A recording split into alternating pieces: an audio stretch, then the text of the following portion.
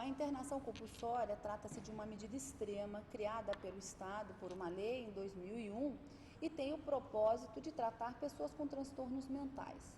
A lei, recentemente, tem causado bastante transtorno no meio jurídico, justamente por conta de atividades que algumas prefeituras têm adotado para retirar pessoas dependentes químicas, principalmente em relação ao crack, de umas localidades da cidade. A grande dúvida é saber, a matéria é constitucional?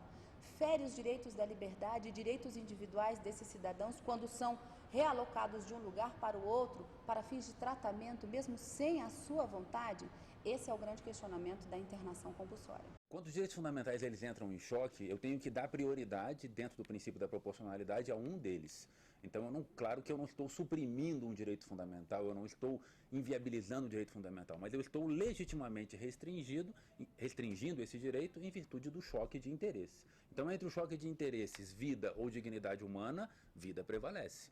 Então, algumas pessoas alegam que é indigno você retirar a liberdade de um usuário de drogas. Ora, se ele se encontra numa situação tão degradante, no meio das ruas, consumindo crack há 5 dias sem parar, me parece que interná-lo, ainda que seja contra a sua vontade, é protegê-lo, é garantir a sua vida.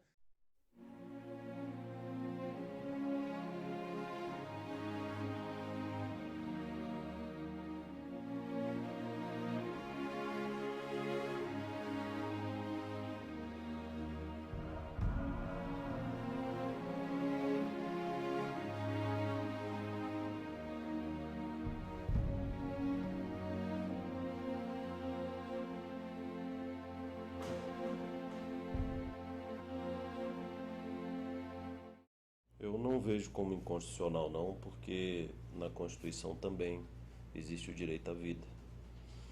E a gente meio que fazendo um confronto de hierarquia entre os direitos da Constituição, prevalece o direito à vida.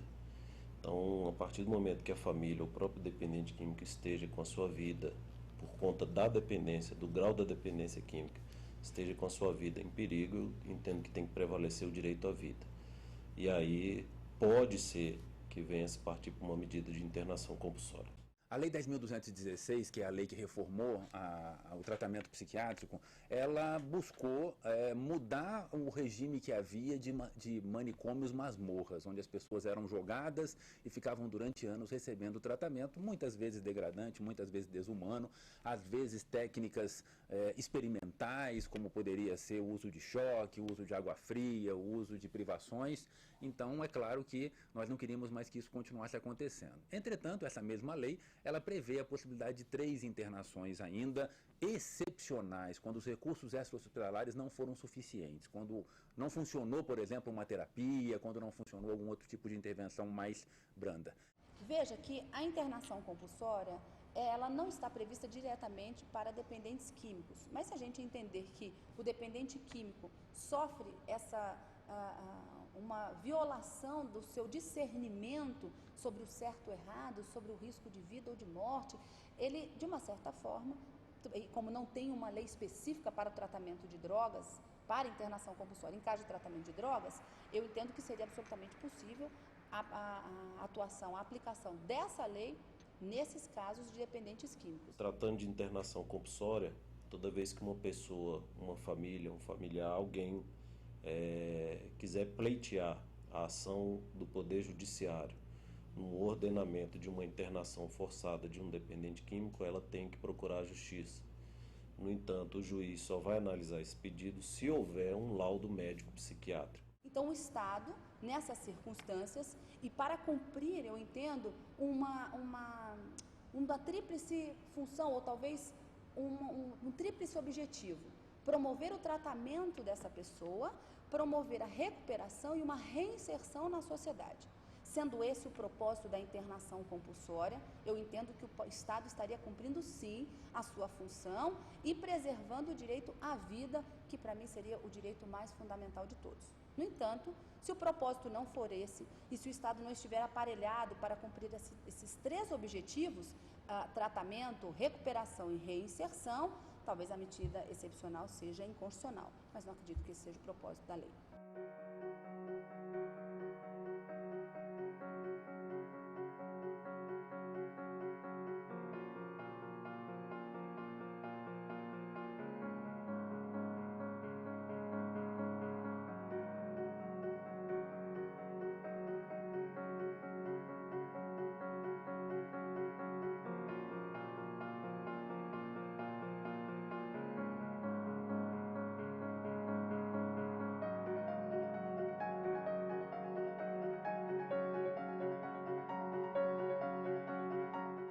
nós temos a internação voluntária, quando o próprio paciente quer e pede, internação involuntária, quando o médico indica, diante da situação de risco em que o paciente se encontra e não se dá conta, não percebe, e aí com a pedido de um familiar ou de uma terceira pessoa, essa internação ocorre sem intervenção do Poder Judiciário, e aí depois há uma comunicação ao Ministério Público em até 72 horas, que fiscaliza a regularidade da internação, ou então a terceira modalidade, que é a internação compulsória, essa a pedido de uma terceira pessoa, geralmente um familiar ou do próprio Ministério Público, o juiz intervém determinando a internação.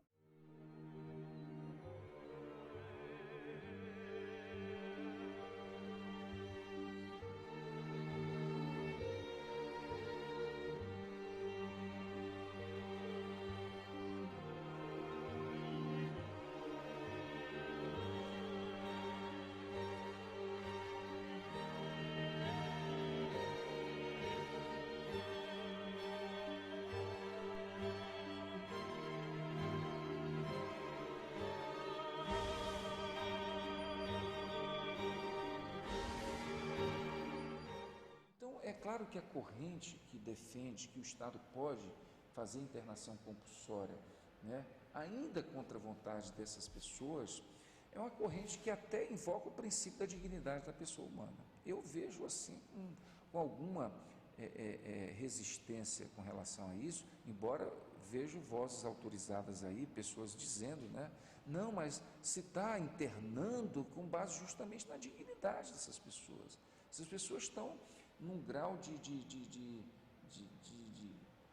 estão se degradando nas ruas com as drogas. Então o Estado não pode permitir isso, então deve retirá-las, né, e colocá-las nos centros, né, próprios para fazer o tratamento. Olá, meu nome é Nil Marques, tenho 26 anos, sou dependente químico há 5 anos. Antes eu fumava só maconha, depois conheci o crack através de intermediário de amigos, né, supostamente amigos. A minha ex-mulher mesmo já pediu a medida compulsória para mim. O pessoal foi atrás de mim, não me encontrou, né? Não é a droga, nem o drogado que desestrutura a família. Em geral, as famílias são desestruturadas que levam os indivíduos a consumir droga. Então as famílias não estão sendo cuidadas a priori, não tem uma política social, não tem uma política de educação, não tem uma política de atenção primária para essas famílias, e depois se culpa o indivíduo com uma internação compulsória e ele sendo o problema de todo o processo social. Foi muita perda, né? Perdi assim, a convivência com meu filho, perdi minha esposa, a confiança da minha mãe. E isso aí me levou muito a pensar mais na vida, né? Perdi também saúde, porque eu não sou mais como era antes. E também ameaça de morte, muita coisa, né? As pessoas que estão em condições de vulnerabilidade social, que são as pessoas de rua, elas estão consumindo droga. Mas não é a droga que virou epidemia. É o problema social que já existia, a droga está entrando. A primeira vontade, no caso, tem que depender de mim de querer parar, né?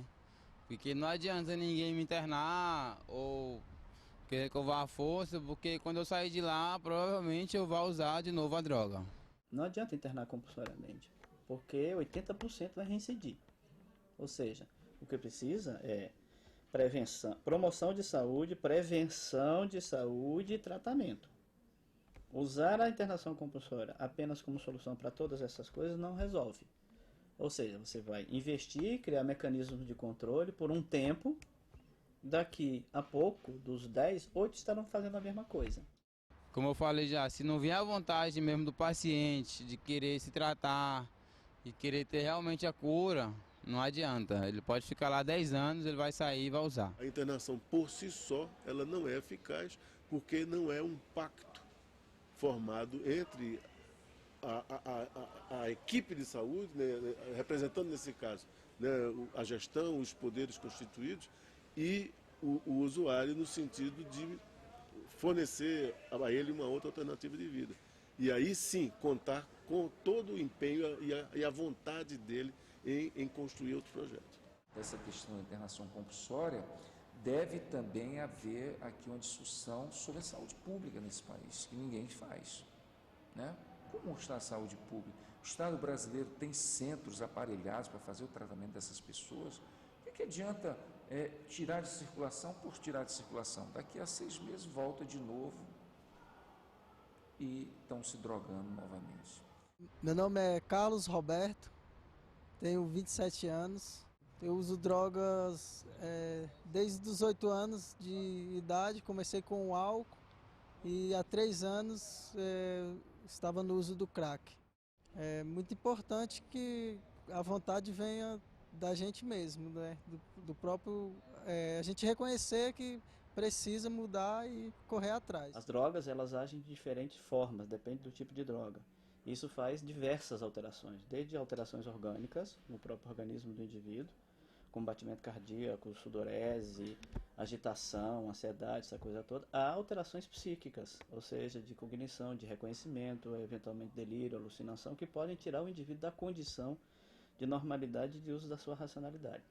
Nessas condições de alteração em dependências extremas é que precisa de uma avaliação para saber da necessidade de uma eventual internação. E dentro disso entra a droga, oferecendo, né, a um custo relativamente barato, porque uma pedra de crack custa R$5, um paraíso artificial de 5 minutos, onde a sensação de prazer é super intensa e logo em seguida a pessoa recorre novamente a fumar outra pedra de crack e vai assim, às vezes num dia ela chega a fumar 15 a 20 pedras de crack. E aí ela para de fumar as pedras por exaustão e não por saciedade, porque logo em seguida aquela sensação de prazer, ela volta à condição anterior e precisa de novo se submeter àquele contato, àquela substância. Então, o uso contínuo dessa substância vai gerando, então, as condições para se criar a dependência e o vício. O tratamento que dependente químico uma vez, para sempre dependente químico. Ex-viciado, dependente químico, porque a droga entra no sangue e não sai mais, ou seja, é uma luta constante. Já teve até relatos de pessoas que com 10 anos recaíram, ou seja, é vigilância total. Daqui para frente é se cuidando mesmo e bora para frente.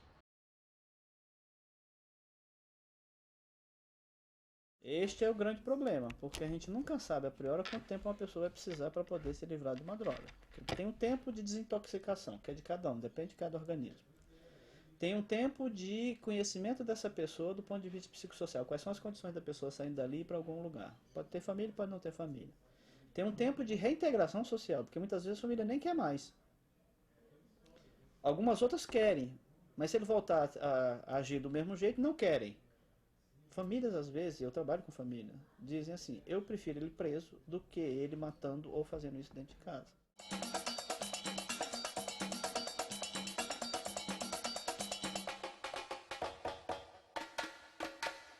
Esse tipo de política acaba sendo uma política de discriminação e, ao mesmo tempo, higienista. Só se cuida daquela população que a sociedade geral acha que é a população que dá problema. Nós estamos em época de eleição, de Copa, de grandes eventos. Vai vir gente de fora, vai vir gente com dinheiro, né, que não quer ou deva ver a miséria do nosso povo.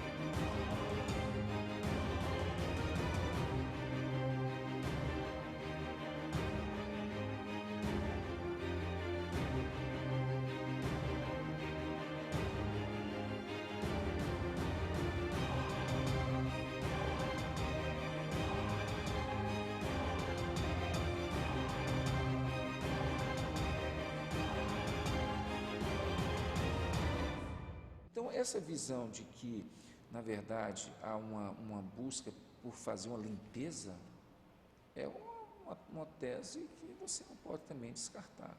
Uma limpeza, vamos limpar os centros das cidades, porque as pessoas não querem ver isso. A internação compulsória, ultimamente, tem sido um problema muito sério, porque se adotou uma questão que era jurídica e médica e tornou isso uma política. A política está cometendo erros graves na transgressão de direitos pessoais e de questões de saúde que a política não tem condições de decidir.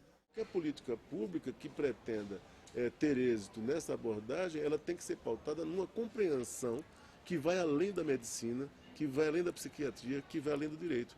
Uma compreensão muito mais abrangente, principalmente de natureza sociológica, antropológica e psicológica, dessa questão, né, do uso de drogas.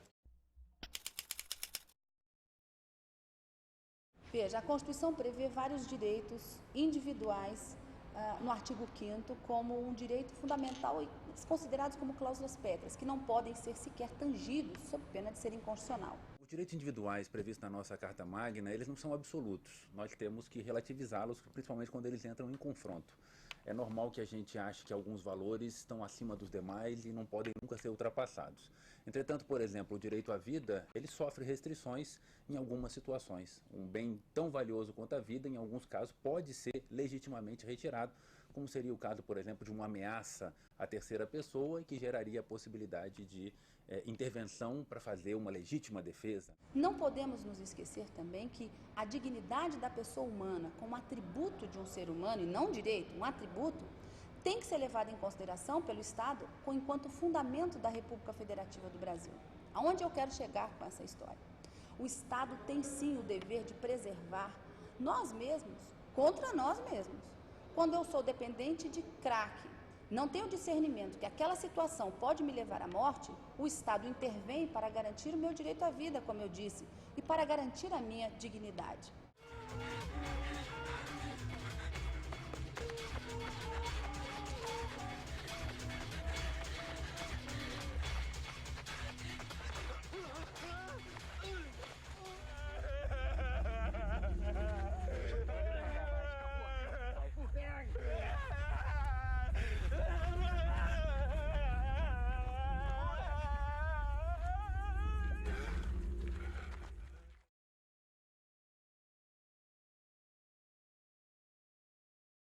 Eu acho que, de alguma maneira, o argumento do direito à vida, ele termina virando uma coisa falaciosa, porque não fala que vida, né?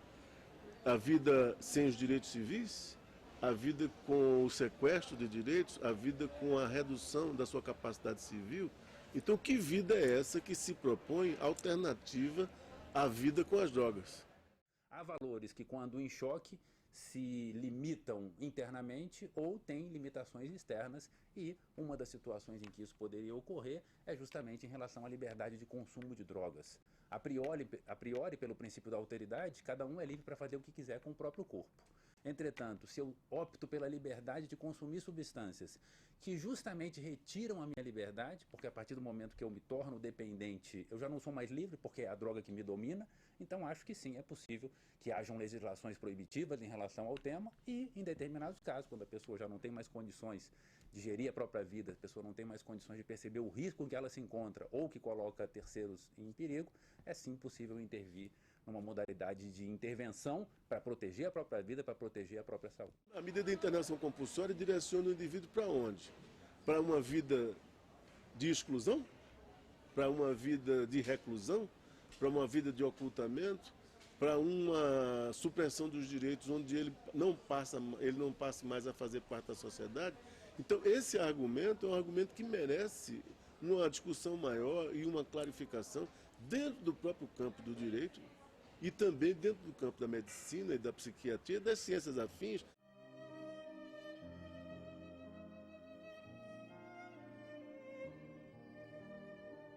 Meu sonho mesmo é conseguir meu autocontrole da dependência, fazer uma faculdade, ter uma profissão, realmente a profissão, e montar uma família e ter a minha própria empresa.